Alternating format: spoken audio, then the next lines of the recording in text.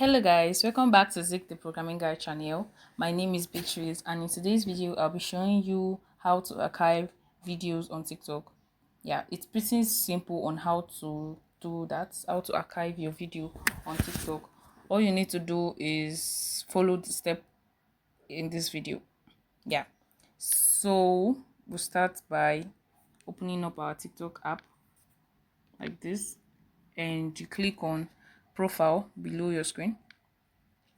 Yeah, so now you just pick the video you want to archive.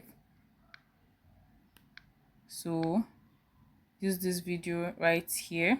You click on these three dots on your screen right here, click on it, and you scroll to your right hand side.